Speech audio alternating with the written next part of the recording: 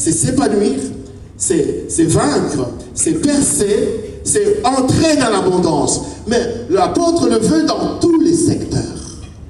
Oh, je me rappelle cet homme, un président des États-Unis, qui disait que chaque Américain ne se demande pas ce que l'Amérique peut faire pour lui, mais que chaque Américain se demande ce qu'il peut faire pour l'Amérique.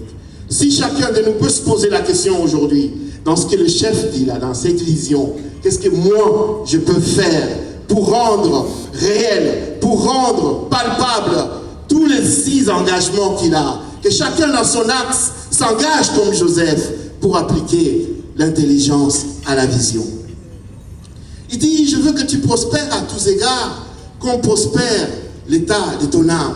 L'âme, c'est le domaine de l'émotion, c'est le domaine des sentiments, c'est le domaine du psychique. C'est le domaine de nos émotions et aussi de nos valeurs. Nos valeurs, nous les puissons, non pas seulement dans l'intellect, mais dans ce dans quoi même nous sommes formés. Lorsque notre âme prendra la bonté, prendra l'amour, ça sera bientôt là où je chuterai, alors nous pouvons progresser dans chaque domaine, nous pouvons nous améliorer, prospérer, comme dit l'apôtre, en appliquant l'intelligence à la vision. Mais si nous répétons la vision du chef de l'État juste comme un credo, nous n'avancerons pas. Et je vois aussi plusieurs chrétiens tomber dans cette erreur, même par rapport à Dieu. Oui, nous croyons que Dieu entend les prières. Oui, nous croyons que Dieu fait des choses extraordinaires. Mais laissez-moi vous dire, comme le disait T.D. Jakes, un grand pasteur américain, il disait, Dieu ne fabrique pas des chaises.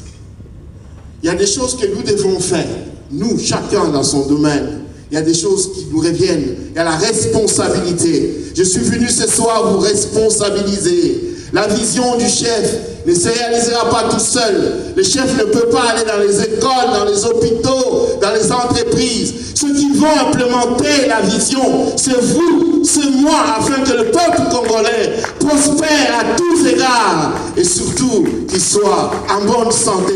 Dieu ne fabrique pas de chaises. Si nous passons tout notre temps à dire Seigneur, viens faire ceci, Seigneur, viens faire cela, Dieu dira, mais j'ai déjà répondu. Dans votre sous-sol, j'ai donné les choses. Je vous ai donné les arbres. Mais coupez bon sang les arbres, des branches des arbres, fabriquez des chaises. C'est à vous de fabriquer des chaises. Moi, j'ai créé les arbres, mais vous coupez les branches des arbres et fabriquez des chaises. Ne demandez pas que moi je vienne fabriquer des chaises à votre place. Il y a des Congolais qui attendent que tout leur tombe sur, comme la manne qui tombait dans le temps. Mais je connais un président qui disait un jour, à ce que je sache, la manne n'est tombée qu'une seule fois. La manne ne tombera pas au Congo. Si nous voulons que les potentiels des richesses du Congo deviennent une réalité, il revient qu'à chacun d'entre nous de donner le meilleur de soi-même et non pas seulement de s'asseoir et d'attendre que les choses changent. Quand je vois la saleté dans les rues, que ce sont les mêmes personnes, ils sont dans le taxi, ils sont dans le bus, ils prennent des choses, ils jettent par la fenêtre. Et les mêmes personnes, 2 jours après, réclament et protestent et disent, la ville est sale. Mais elle est sale par toi, ma soeur. Elle est sale par toi, mon frère. Si chacun de nous peut comprendre sa responsabilité, que Dieu ne construit pas des chaises. La vision, oui, c'est un... Tantôt, nous allons nous souhaiter bonne année. Mais l'année passée, dans la même salle, nous nous sommes souhaités bonne année. Mais ce sont que des souhaits. Ce n'est pas pour autant que l'année est spécialement bonne. Elle a peut-être été bonne pour certains, mais elle n'a pas été bonne pour d'autres. L'année 2025 également. À chaque année, les gens se font des incantations comme ça. Oui, l'année sera bonne si tu mets en place un programme. Si tu mets en place des choses pour construire, pour changer. Mais ce ne sera pas bon simplement parce que d'ici 10 minutes, on va dire « Bonne année !» Vous savez, il y avait un prof au campus, dans le temps, il s'appelait prof Moukaba. Il donnait des cours de civisme. Il disait, vous voyez, avec le programme du gouvernement, c'était à l'époque du maréchal, on disait l'agriculture, priorité des priorités. Oui, le président dit priorité des priorités. Le Premier ministre répète aussi Agriculture, priorité de priorité.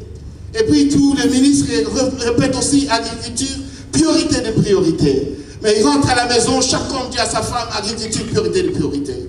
Oui, à l'école aussi, on répète agriculture, priorité de priorité. Mais c'est qu'un souhait, c'est qu'un vœu. Mais pour que cela devienne réalité, est-ce que derrière le budget du Zaïre à l'époque, réservé ou alloué à l'agriculture était de 2%? Pensez-vous qu'avec 2% du budget réservé à l'agriculture est-elle une priorité de priorité? Ça reste qu'un vœu pieux. Je suis venu ce soir vous dire qu'il y a des choses à faire. Derrière la vision du chef de l'État, il y a des programmes à mettre en place, chacun dans son domaine.